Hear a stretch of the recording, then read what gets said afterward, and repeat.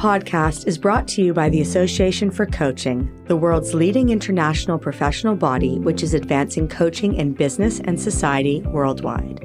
I'm your host, Simone Sweeney. I'm an executive and leadership coach following a 25-year career leading high-performing teams in companies like Apple and the Lego Group.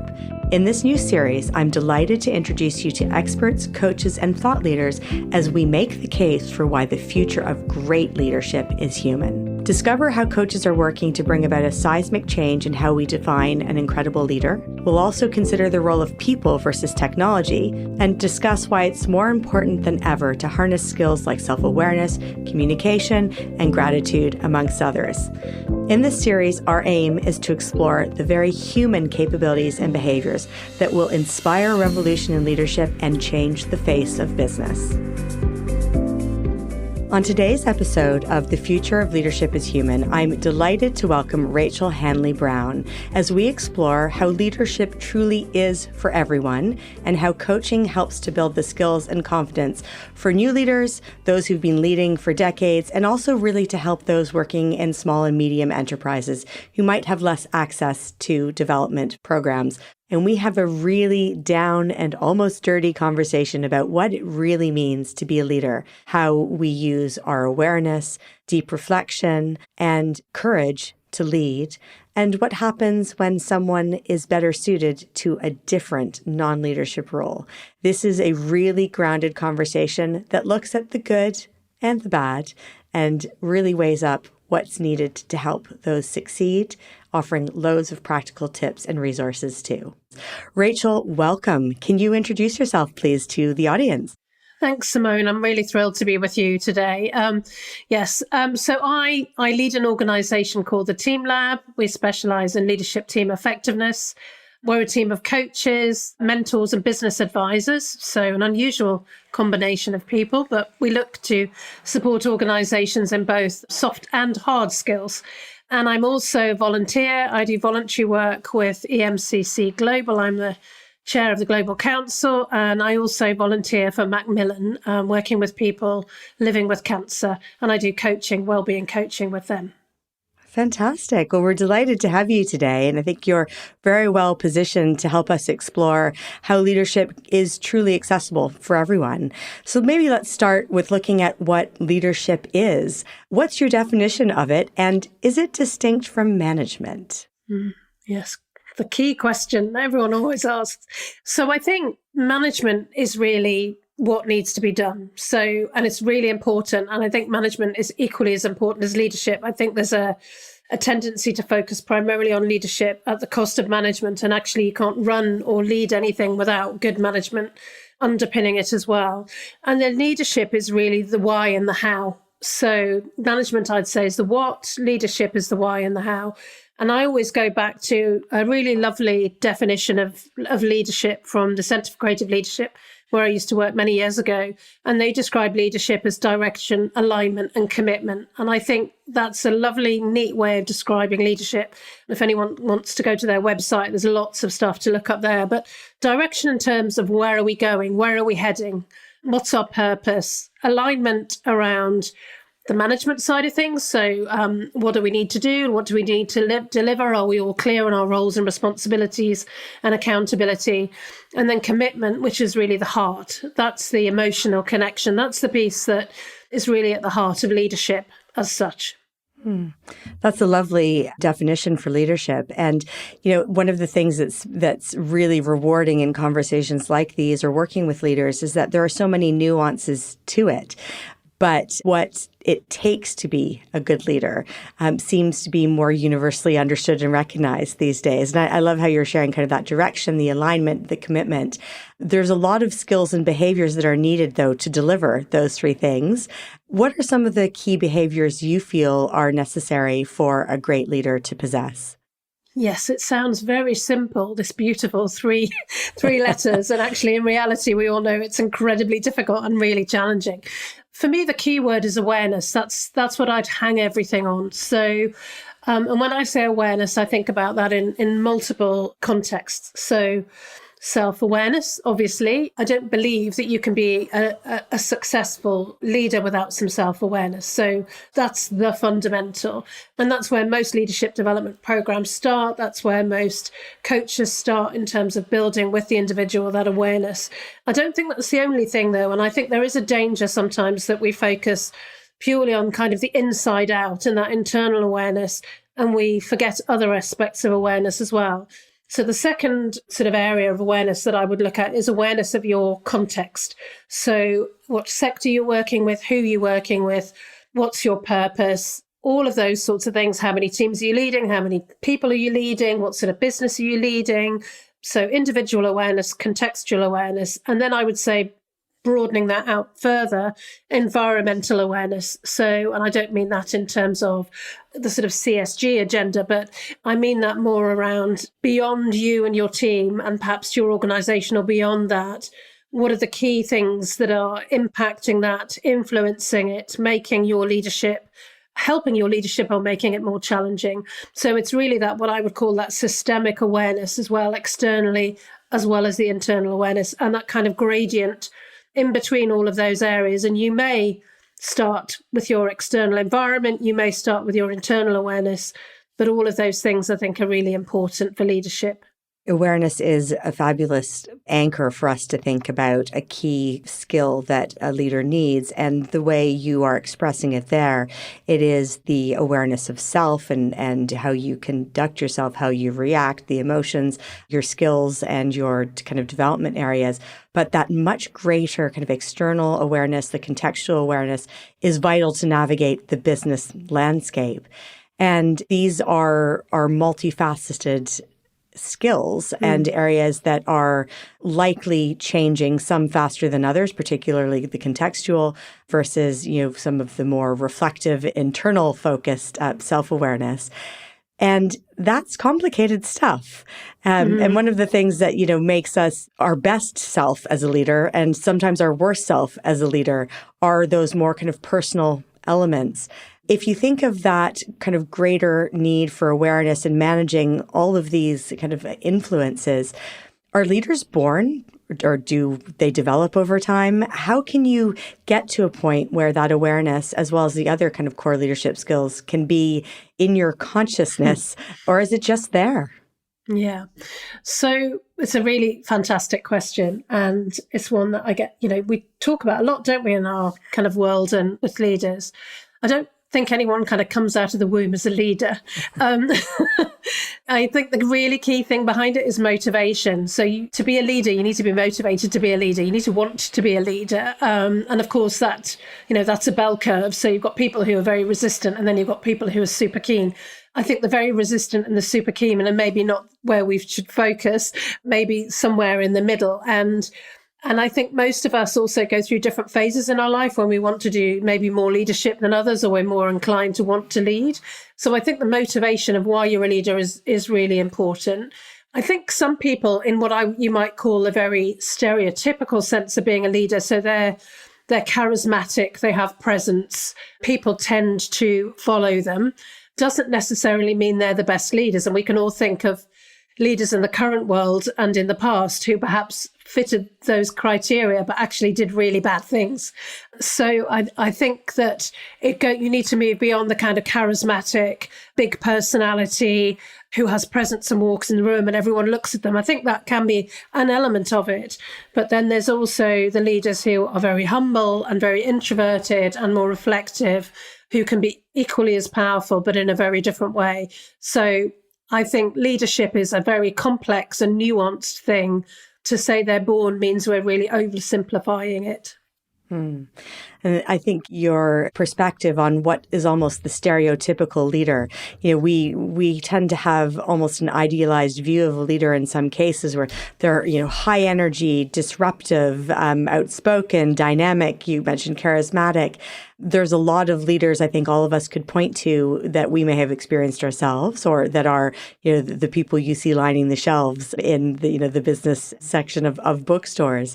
But there isn't really a stereotypical, truly effective leader type. I think that's one of the wonderful things that we're exploring in this podcast, and hopefully that many people today have already realized for themselves, is that anyone can lead.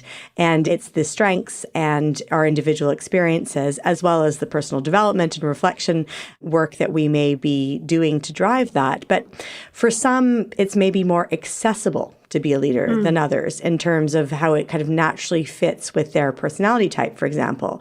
And there's often a lot of conversation between the leader as the extrovert versus a more introverted leader, someone who's more of a reflective nature.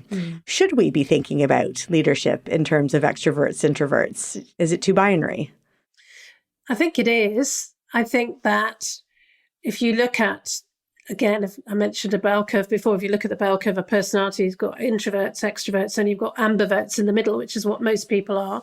So there are fewer people in both kind of the extreme extrovert and introvert areas. But I think that, again, I go back to context and environment. So in some contexts and some environments, a different style of leadership is more applicable, and some environments suit people who are perhaps a bit more quiet and a bit more reflective and prefer working on a one-to-one or in smaller groups. Other contexts and other organizations and other industries would suit somebody who's very outgoing and very much the public persona, where they drive kind of PR and clicks on media. So again, I would say it depends on what sort of sectors, what industries, what the role is, size of organizations. So I think it is a bit binary to go either extrovert or introvert. That connects really well to the awareness piece of having an awareness of your natural fit or affinity into a particular sector sits as an important question when we define our leadership style and our way of leading. Someone who's driving a very innovative tech, for example, or innovative creative business may be, leaning on very different skills to someone who is driving a large team and leading a large team in a more traditional and structured environment, like a law firm or a financial and accounting organization. And all of those leaders will be leveraging some common skills, and others will, be bringing to bear those pieces that are highly relevant to their role. And that's actually really exciting. Is there a common thread that you see between leaders in different industries that's kind of coming to play strongly? Humanity. Great. So, we've all got our strengths and weaknesses, and that's definitely a common thread I see right across every type of industry I work in, which is quite diverse. And then the other thing I'd say that's really important is no one is a leader in isolation. So you're right, different types of industries and sectors, require very kind of future thinking and very creative leaders. In other organizations, it'll be more around conservation, keeping things going, just doing more of the same, but doing it better and better and better. But I think the other thing that is also you need to think about where you are in the business cycle. So different types of leaders are needed at different times. And again, I think that's really important. But I would say ultimately the thing that connects everyone is their humanity. And I'd also say the other thing that connects pretty much every leader that I work with is how challenging it is. I've never yet worked with a leader who said, wow, this is really easy. I just get up in the morning and go to work and do this and it's no problems. And I never have any issues with people or my investors or my key stakeholders. So I think the universal truth is it's really, really hard. One of the core topic we're speaking throughout this series on is that kind of human centricity of leadership, and connecting with it in the context of this conversation is wonderful, because certainly what makes us human is the reality of actually what most leaders face during the day. Getting the work done is almost the easy part. It's managing the personalities, the relationships, the maybe external factors that people are bringing into work when they're maybe relating to something more difficult in their private lives. managing all those working parts, but then going beyond just the managing of it and into that true leadership space where you are creating an environment where diversity of thought and experience, as well as diversity more in the DEI sense, is celebrated, where you are leveraging the expertise and the experience of everyone, where you're finding balance in terms of helping people to develop and be challenged in that development and growing from it while also delivering the work. There's such an incredible amount for a leader to be managing within that context. And in some cases, the way they think and the way that leader naturally processes information or relates to people also is a factor. More and more people these days are being diagnosed as neurodiverse. And that adds also great texture and strength to organizations, which maybe isn't celebrated to the level that it could be. So are there considerations we should make when working with those who are neurodiverse as leaders or when we are leading them? Good question. So I think going back to, your earlier comments, a key thing about being a leader is it's very exposing. So the minute you choose to lead, people are looking at you. And one of the things that I work a lot with people I'm coaching and with teams I'm working with is everyone's eyes turn to you when you walk in the room or you're the leadership team. So it is very exposing and everyone will have an opinion about how good you are or how bad you are or what you just said or what the sense of direction is. So from that point of view, I think that's important to recognize it is an exposing thing to do. And then, of course, if you're neurodiverse, then it's probably even more exposing because you are effectively, I guess, potentially showing more vulnerability than possibly somebody who isn't. And you may have, which is sometimes the case, quite strong strengths and weaknesses, maybe that are skewed towards, one particular talent. So you may be particularly brilliant at doing the more analytical, diagnostic, more intellectual side of things. You may be less practiced at the more relational communication side of things. So you may feel as a leader quite exposed in some of those areas. So I think that neurodiversity is a really important aspect, and it's something that, as you say, is becoming more and more prevalent. But I also think that we need to be careful not to kind of put people in boxes as well. So I think people are flexible, adaptable, and also they are able to learn. And the other thing I would also add, which is a really important part of the work I do, is people work in teams. They don't work in isolation. So I think the more that you can share collective leadership and joint leadership with your colleagues, the more effective you'll be as a leader anyway. In thinking of that context of having a team that will have different individuals with differing skills, but also different levels of comfort in terms of how much vulnerability they are willing to express, that need for trust and understanding, which really underpins a human way of leading, becomes even more important because you maybe are being exposed. And I love how you talk about all the eyes in the room swiveling to the leader. And as soon as there's something contentious said or, a big hairy problem emerges, all the eyes are on you. I can certainly relate to that and thinking, I don't have the answer either, but you do have to kind of lead in those situations. How can a coach help to get a leader more comfortable with some of those elements of exposure that they may be experiencing in their day-to-day?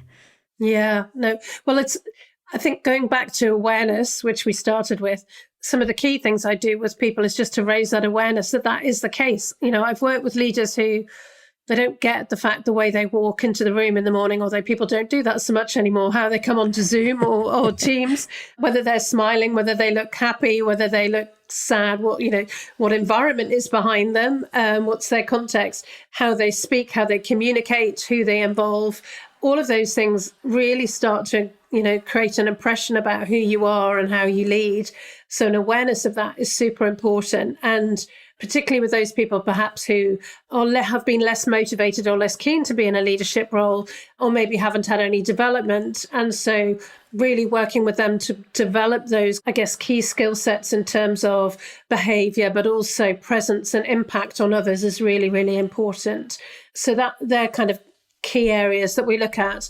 And then also looking at a team, how the team works together, and that really classic piece of is the leadership team seen as a unit, a connective whole, rather than a series of individuals who are all competing and sending out mixed messages. So I think it works both for the leader, but that awareness also for the team in terms of the impact they can have on an organization too. In a lot of organizations, certainly as people begin to work more flexibly, we're working more globally, you often will have core leadership teams up to the most senior levels, of course, but then flowing back into kind of middle management, where you will have representatives working across multiple different functions with different skill sets, different character strengths, maybe lending themselves to the particular area and expertise they work in. That often will translate into a team where you're managing very different personality types and they are behaving as a leadership unit, and getting that team aligned is often a fundamental challenge for many leaders. And beyond that, I think every organization of more than a few members of the team is likely experiencing at some point in their journey, and more often than not, probably daily, that transition from when an individual contributor, someone who's responsible for solely themselves and their work, is asked to make that step or decides to make that step towards becoming a manager, and then hopefully from there blossoming into a leader. For me, it's a bit of usually it's a journey rather than you might become a supervisor or a boss and then move to the manager, move to the leader. But that's a journey there. How can businesses help an individual contributor make that successful shift into thinking beyond just themselves and inspiring and supporting a team to do the work that they've been solely focused on before? Yeah. Yes, that audacious step to suddenly being a leader. That risky step, which it is. So I've seen individual contributors kept as individual contributors because they're so successful and no one wants to move them out of that. So that's often one of the real challenges for people who are really, really good when they're individual contributors. I think less and less we're working in a world where people really are individual contributors. We all get stuff done through our relationships with others at work. So really, we always need other people, regardless of what position we are in the organization. We can't get anything done without others. So most people have already learned more than they think they know about how to work with others and how to influence others and how to get stuff done. So I think most people have more ability in that than they realize. So part of that, again, going back to awareness, I'll probably keep using that word a lot, is helping people to build awareness of what they already know and what they've already experienced. So I think that's a really key point. In terms of what organizations can do, to your point, really, Simone, give people the opportunity to spread their wings and to try things, give people projects to work on where they're working with a team of people, where they have to lead a project, give people assignments, research assignments, or there's lots of different things that you can come up with where people have to start to work more closely with others to deliver something. And then being part of that team and being responsible for the outcome starts to move you more into that leadership role. I do think sometimes people do need a little bit of persuasion and they need to be drawn out. There is a sense sometimes that people feel overlooked or perhaps are not the loudest at shouting that they want opportunities. So again, there is something about actually spending time and getting to know your people, really understanding what motivates them and stretching them a bit. I think sometimes we're not so good at really stretching people and putting them out of their comfort zones enough. I remember some of my first leadership experiences, which were frankly, I remember being in my 20s and suddenly put in charge of 5 branches of a recruitment business. And I didn't have a clue. I'd had no leadership training. I just was given this responsibility, and actually it was one of the best things that ever happened to me because I just had to get on with it and do it and deliver it. But I also had a wonderful PA at the time who gave me some really frank feedback and told me, dial it in a bit, Rachel, and you don't need to be quite so forceful, and a lot of your influence comes with your position and all of those sorts of things. She was brilliant because she could really tell me it as it was. But would I have ever gone into a leadership role had someone not just given me that opportunity? So I was a very good individual contributor, and that's how I ended up there. So I think we need to be prepared to take a few risks with people and give them the space to find their way. I love how you share your anecdote of your early days and leadership. Mine were very similar. And, I think for many of us, as we start on a leadership journey that might be lifelong, as we kind of grow and develop and have, new experiences, it's not like the great manager fairy just lands on you and sprinkles some magic dust. Wouldn't that be nice? Hopefully this podcast can help. But we often will be thrust into situations which are uncomfortable. I was all of a sudden asked to manage a team where everyone was at least a decade older than I was, and very competent indeed. And that was an uncomfortable place to be. And I made a lot of mistakes. I've continued to kind of make mistakes and grow and hopefully learn from them, as I'm sure many of us have experienced. You mentioned something there that really does pique my interest, and something that I'm beginning to see more and more of with the clients I work with on a leadership program.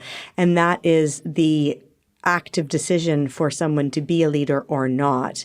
And in some cases, the experiment almost of asking the individual contributor to take on a leadership role, and then discover over time, and hopefully with the right level of support and training and intervention, that isn't the best use for that individual, and it's more often this than the lack of skill, that individual doesn't thrive, doesn't enjoy that leadership role. And I think that's something I wanted to call out, that it's very brave when someone realizes that leadership isn't for them and decides to remain in an individual contributor role, maybe for a period of time, or maybe that becomes their focus. Is that something you've been seeing recently as well? You're right. It takes a lot of courage to admit that you don't want to be in a leadership role. I would say that it's infrequent, but I think the key thing is around motivation, which I mentioned earlier on. So anyone listening to this podcast will know by now that we're saying leadership's really hard. Yes. So unless you really, really want to do it, don't. A lot of the challenge in the world that we live in is that you're only successful if you're a leader, and that's patently not true, right? So absolutely. Look at the amazing creative people out there who are writing music or authoring, amazing fiction. They're not leaders. They work on their own. They're individual contributors. Sure, they'll have a team around them, but they are their work, if you like. So I think we need to be really careful about discounting individual contribution. To your point, Simone, it's really, really important. But I'd also go back to what I said earlier on. I think a lot of it is around context and environment. And sometimes if you're not in the right environment, you're not working in the right industry or sector, you're not in the right company, you're not in the right culture, your leadership style might not fit. You might not be the kind of leader that's needed at that time in that organization. So sometimes it is about stepping out. And then I also think to your point about well-being and looking after ourselves, sometimes, as we do as coaches, you have to reduce your hours because you've got other stuff going on in your life. You're not able to deal with the emotional labor of coaching. Sometimes as leaders, there's things going on in our lives where actually maybe we do need to just take a step back and maybe even have a sabbatical or do something completely different, go and volunteer. It's also not a linear process where you just become a leader and you have to kind of stay on that expressway. Actually, if you want to take a diversion and go off and do something else and come back, and in fact, I would say that might even make you a better leader and more rounded. You're speaking absolutely to some of the hard truths of leadership, and that there should be deep reflection and consideration. And I absolutely love the point you're making, Rachel, about the importance of individual contributors and the context in which they work, where they are collaborating with many, maybe other individual contributors, or in a wider kind of leadership context, they are co-leading or, a driving force, for change together. There are so many textures in which people can contribute now. I think that's a really important thing for us all to consider when we think about our ideal landscape for our work, is the role we want to play. And it does, strike me around also the topic of, let's say, deep specialist expertise, subject matter experts. We will all have experienced in some context or the other that individual or the group of individuals who is a bona fide expert. They know their subject inside out and backwards. And it is a absolutely vital skill in so many businesses. But in some cases, or at a particular point in the careers of those deep subject matter experts, they might be asked to move away from the subject matter of expertise solely to lead a team of other subject matter experts. And, kind of we'll give the example of imagine someone who's working with robotics and technology, who is of an engineering focus, who spends their whole time focused on artificial intelligence, for example, being asked to lead a team of people. So you have this almost polarity in these situations where you have a deep subject matter expert who is having to continue and focus and offer that incredible expertise, but now they have another area of competency. And between the two, probably a very differing level of confidence. Great confidence in their expertise and what makes them so successful, but possibly very significant uncertainty, maybe fear, maybe stress in that change. How can someone who finds themselves in that position, how can they help to focus their development and kind of bridge that gap between leadership competency and professional confidence and expertise? Good question. And also, I think we've also talked about neurodiversity, and sometimes that comes into play here as well. I work a lot in the tech sector. I really love it. I work a lot with leadership teams in the tech sector. So I have worked with people who, exactly as you describe, have come through the subject matter expert and maybe even have come up with some brilliant idea and are leading a startup, or, they're an entrepreneur and they're now leading an organization, and suddenly the organization is growing and there are lots of humans arriving. Rather than ideas, they need people. I think the first thing I'd say is I always describe to people, leading other people is challenging, but it's something you can learn. It's something you can develop. And you need to learn your own way and your own approach. So there's no right way. There's no kind of off the shelf, this is how you are as a leader. And if you look up the number of books there are on leadership, that answers that question. So you need to find your own way of leading. You need to find a way that works for you and works for your team and works for your organization. And I always describe it to people as a bit like muscles. So say you're you throw the shot put and you've got really, really, and I'm not an athlete, so forgive me, anyone who's a shot putter out there, but you've got really, really strong arms, right? Because you're used to kind of picking up heavy things and throwing them. So you've got really, really well developed muscles in one area of your body. But actually, you haven't done very much to develop, you probably have got strong legs as a shot putter, reflecting on it, but say you haven't got really, really strong legs. So it's really about muscle memory. It's really about developing those muscles. So you have muscles developed in your area of specialism that you've honed, and you've done your 10,000 hours or whatever it is you've done to become a specialist. But actually, in leadership, you're in primary school, right? You're literally just starting out. So you can't just expect to suddenly just walk out and be this brilliant, fully formed leader who knows what they're doing. So part of the start is to actually appreciate that, and appreciate that it's not because you're a poor leader or you're not very good. It's because you haven't learned how to do it yet. And I think that really helps people, because there's a sense, I can't lead, I'm not very good at it, I'm not a natural leader, that we said earlier on. Well, no, but you haven't had any development, you haven't tried it, you haven't practiced. And leadership is something that comes through many, many years of practice and trying and learning and failing, which we've both described, Simone. So I think that realization, that awareness is really, really important. And then it's about working with a coach in leadership development, with your team, with a mentor, which we haven't mentioned, which is really important, about finding your own unique way to lead that's appropriate for your context. Fantastic. I love the metaphor of leadership as a muscle that we're actively building. And you've just mentioned mentoring. And I think for the purposes of this, it is a vital skill. How are coaching and mentoring are different? And are there any scenarios where they intersect? Gosh, so that's a huge question for our industry, isn't it? We love having that question. Philosophical debate. Exactly. But I'm going to ground it right down into leadership. So as a leader, what's the difference? So you'll know, I mentioned earlier on my organization, we have both coaches and mentors. Sometimes leaders just need somebody who's been there before and done it, and maybe even done it in their industry. So I mentioned earlier on about, I work with people who are brilliant technologists who've come up with an amazing idea, developed a company. Suddenly they're running an organization the size of and the scope of that they've never done before. They've never actually run something as in a business.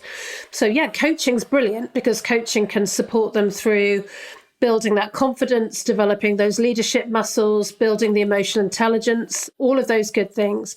But the reality is sometimes people just need someone to give them the answer and tell them, this is how you do that. This is where you go and find that. This is my experience of doing that. And so that's why I think often for leaders, having both is really, really helpful. And quite often, a number of leaders I coach have both. They have mentors and coaches. The mentor also plays an important role beyond the coach to complement a lot of the learnings and work that might be coming from the coaching relationship. Yes. As well, in terms of that kind of reflective space, particularly when that is someone who has that direct business experience, whether it's from the industry or from the kind of area of technical expertise as well.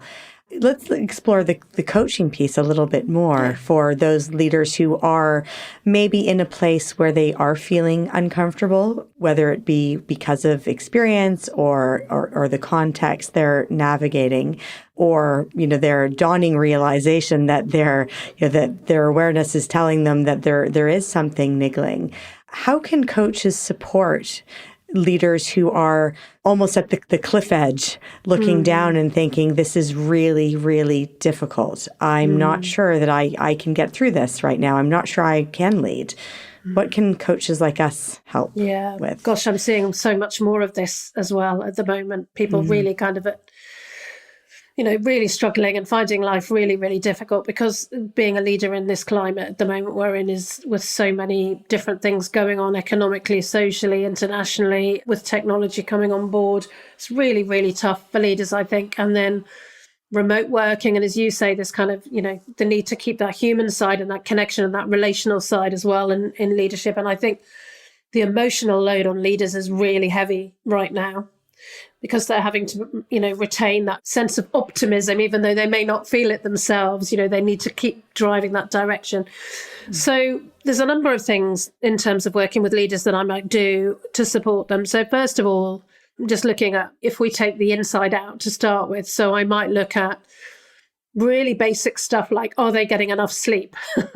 Are they getting breaks? Are they getting outside? They're not sat behind their computer or laptop or working in isolation all day and every day? That's really, really bad for people's mental health.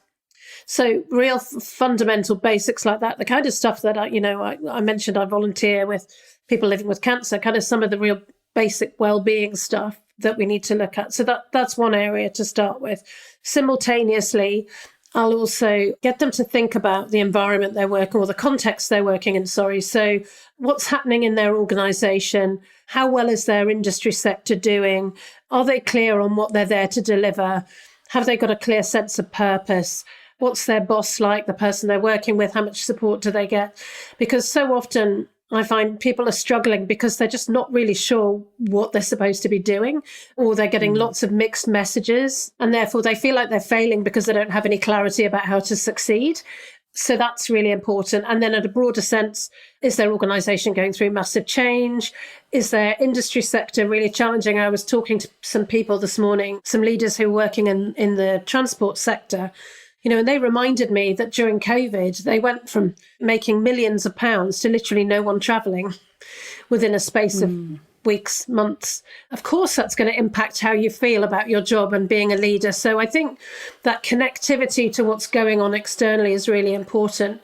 And then I think at a more environmental level, I know this certainly is the case for me, you hear so much negativity and so much bad news at the moment. And I have to really manage that in terms of my exposure to that, because there's a danger that every day you're just getting this reinforcement of really awful stuff going on in the world. And so let's be realistic. We're human beings, as we keep talking about. None of us can not be impacted by some of the really horrendous things that are going on in the world at the moment. And so that also can impact people's mood and sense of purpose and sense of, can I cope with this? So I think really it's chunking it down into those different areas, spending time with that individual, and then really as a last resort, I would come down to, well, is this the right role? And is this what you should be doing right now? And do you need to do something different? But that's obviously for them to decide. I think it's a very practical, kind of systematic approach to looking at how people are perhaps relating to the reality when they are struggling. We have a fantastic episode in this series where we speak about well-being with Bernadette Thomas, and we talk about that kind of importance of self-care and focus as the kind of the baseline for any leader, but also for coaches as well. And I think that point you started there, speaking about grounding ourselves in also purpose. So understanding and having awareness of the context. It's almost like contracting between the leaders as well. It is impossible to be successful at your job if you do not know what you're expected to do.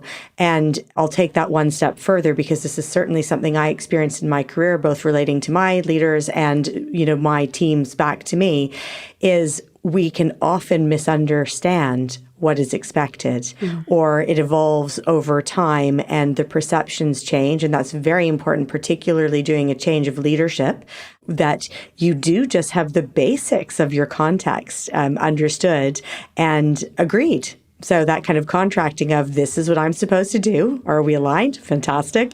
And working it through, because we do internalize a lot of that almost performance anxiety. And when life is busy and there are other factors, and I think that's no more true than it is now after the COVID pandemic. And we're a few years down the road, but we're still very much seeing the after effects of that you need to be aligned. And that requires communication, it requires awareness, and it requires discussion and debate, when there is a problem. The ability to discuss it and to reach that point of alignment. And that is also a really, in a larger corporate setting, that's probably vital when you have so many cogs in the kind of corporate wheel. But it's also true for the vast majority of our small and medium enterprises. And you shared a fantastic stat with me that 95% of the businesses, for example, in the UK are SMEs. And those businesses typically have fewer resources, whether it's people, whether it's tools, whether it's money, to fund the development of their leaders. And, for the entrepreneurs, the MDs, the general managers, those people who are the CEOs who are heading up these businesses, how can coaching help leaders who are in that environment where they are maybe a one-man band or a small band driving the business, and there's so many other demands on their time and resources? So I think it goes back to what I was saying earlier on about the need for human connection and the need to feel supported and to have that network around you and not to feel distant and remote from people, and I mean remote in terms of emotionally remote. So what coaching does is obviously create that relationship and that connection. And I think we need to move away of thinking of coaching necessarily purely as a paid coach who comes in and does work with you. I think if we, in this situation, expand coaching to a much broader sense of meaning of what coaching is, I think we can then start to look at things like peer groups. So what I see is really, really effective is other leaders coming together in small groups and offering each other peer coaching. And when I say that, I mean at the most basic sense in terms of literally kind of asking each other questions, challenging each other's thinking a bit, really giving that kind of supportive listening ear. I mean, and it's at its most basic sense, coaching is really deep listening and then asking responsive questions. People can do that, right? So peer coaching is a really, really good way of developing that. So I would encourage anyone who's out there leading a business, a very small business on their own, who doesn't have the funds to pay for coaching, get yourself a peer network, super important. And there are organizations like the Federation of Small Enterprises, Federation of Small Businesses, FSB is how I always remember them, Chambers of Commerce. There's lots of organizations like that out there that you can become a member of that have got fantastic support groups and networks where you can get some peer coaching going, or you might prefer to do something a little bit more intimate with people who are in a similar industry or sector. Then there are other things like incubators, so startup incubators. I know some of them offer free coaching as part of that process. So that's something you might want to look at. And then the other thing, which is being a bit creative here, But there are loads of coaching schools out there providing coaching training who have coaches who need people to coach to get their hours and get their development. So if you're really smart, perhaps go and contact some of those people and say, I'd like some coaching, please. I'm very happy to be a volunteer. Remembering that these people are training, but, a good, notable, well-respected training organization will have done the groundwork with those people before they kind of set them free. So that can be a great place to get some coaching. And then, the other thing is do some self-coaching. And by that, I mean, spend some time doing some reflective writing, some reflective journaling. Spend your time at the end of the day just thinking about what you've been doing, why you've been doing it, where you've been spending your time, and do that on a weekly basis, a monthly basis. And I think that can also be super powerful, doing some self-coaching. Those are fantastic recommendations. And I'm sure there'll be people furiously scribbling back and going back, 30 seconds to a minute to get your guidance there. And that sparks something in my mind that relates also to coaches. And for those of us who are working with leaders, what's your favorite resource to get new leadership thinking? Wow. Yeah. Okay. So you've now hit on a sort of a seam of endless curiosity that I have. So I have multiple sources. So I subscribe to loads of newsletters, so think tanks. I really like things like the Institute of the Future as an example. Obviously, all the kind of typical ones like the McKinsey and the Deloitte and all of those guys. So they produce some interesting stuff. They're quite good on kind of doing data, which is helpful, kind of surveys and that sort of thing. Obviously, people like the CIPD, SHRM in the US. And then I follow loads of people on LinkedIn. There's a good tip. Look for people on LinkedIn, thought leaders. I also, I like to follow people that are kind of in really different industries or different sectors or come from a very different perspective. So that's what I do. So LinkedIn, I subscribe to loads of different newsletters. I read a lot. So you see my books behind me. I've got, this is only a tiny number of the books. I've got piles and piles of books. I read them on my Kindle, but I also really like a hard copy of a book to be able to write on and scribble on. I've got my remarkable tablet with shed loads of stuff on that as well. So I think it's really, really important that we're on a constant learning journey. So we'll never know everything. And I think the more you know you don't know. Absolutely. Those are some great tips for people to think, either coaches or leaders, to become more inspired. And I think that curiosity and that openness to looking at, as you said at the beginning of our conversation, that almost external context, understanding what's kind of going on and having a deeper awareness and curiosity really are powerful kind of spurs towards that. If you think about a smaller business that is, or maybe it's a startup kind of moving more into the scale up level, as businesses grow and need to introduce a leadership layer, what should they be thinking about first? Good question. So I think there's something about doing a realistic evaluation of what sort of leadership capability you have in the organization. And if you're the founder, are you the best leader for the next phase of the business? So sometimes you just need to get out of the way. You need to make that choice and get some help. Get some support to kind of review that and think that through, whether that be a mentor, whether that be a coach, whether that be with your peers in your industry. But really evaluate, what is it I bring to this business? Where do I best serve this business? What real strengths do I bring to this business? How much am I prepared? This is a good question. How much am I prepared to go on a pretty steep learning curve? Am I motivated to do that? Because we've talked a lot, haven't we, about how tough leadership is, how even if you're really, practiced at it, it can be really, really challenging. It can also be massively rewarding and enjoyable, I must say that. But be realistic about how much are you prepared to really lean into that leadership role. And obviously, you're not going to be doing it on your own. You're going to be doing it with a team. So that's the other thing to think about. Who else do I need to bring into my team? What other resources do I need? And just, that whole piece about where are we headed? What's described as future back. So, where are we trying to get to and what do we need to get there? So being really, really, I would say, painfully honest about that. That honesty and that kind of deep reflection and then realization of maybe the fruit of that deep reflection to take your business forward even potentially in the context where it's in a very different capacity to what you maybe envisaged. And we've talked about how hard leadership is, but one of the things, I'd love to explore is how much bravery is needed for people, because we've touched on this a great deal. Is to be a leader and to be a coach who works with leaders, there needs to be a lot of openness. There needs to be the ability to see the wider context, to have that high degree of awareness across multiple areas, to consider people's feelings, to work within the confines and the needs of the business to deliver against the business imperatives. But a lot of that also comes down to, not just curiosity, but to bravery. How important is that for the leader? It's almost kind of one of the key criteria, I think, is courage. And I say courage because courage to expose yourself. Courage to put yourself out there, courage to let people see you and experience you with all your strengths and weaknesses, courage to make unpopular decisions. It's easier to lead when things are going well and you can do nice stuff like give people pay rises and take them out on nice parties and all that good stuff. It's less easy to lead when you have to make some really tough decisions like making people redundant. The first time you have to make someone redundant is a horrible, horrible experience, and it's never easy.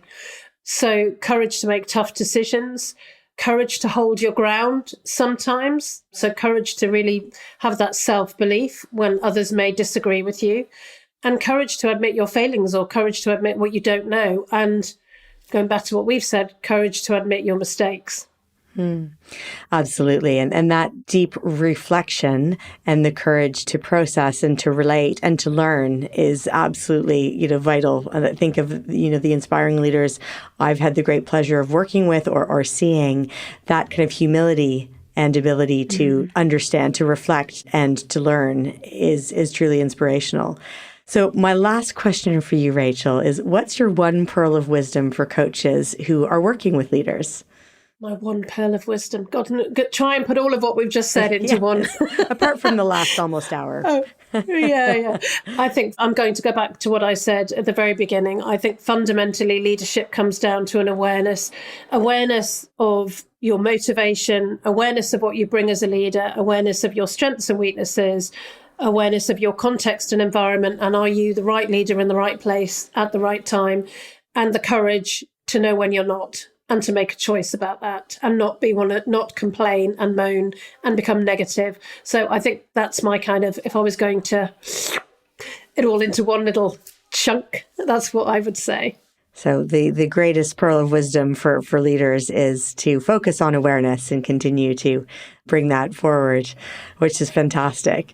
So Rachael, thank you so much for your time and your openness. I think your courage in speaking about the hard parts of being a leader and what it takes to be successful and to grow and develop on this journey of leadership.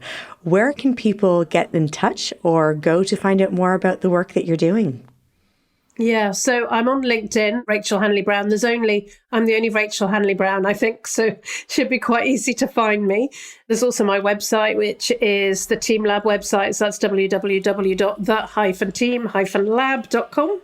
And you can also get my email address and mobile from there as well. So yeah, please feel free to get in touch. Very happy to have a chat with anyone. Super. Thank you so much, Rachael. I know that there will be many leaders and coaches working with leaders who've listened today, and we've given them hopefully a great deal of food for thought. So thank you for your passion. Thank you, Simone. It's a great conversation. Thank you for listening to another podcast by the Association for Coaching. For over 20 years, our purpose has been to inspire and champion coaching excellence, advance the coaching profession, and make a sustainable difference to individuals, organizations, and society.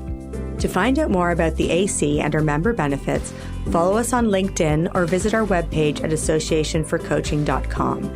Explore our digital learning hub and enjoy our extensive library of on-demand webinars, signature programs, member benefits, interviews, podcasts like this one, and a portfolio of live events featuring thought leadership, tools, models, and the latest industry trends to help you develop your coaching expertise.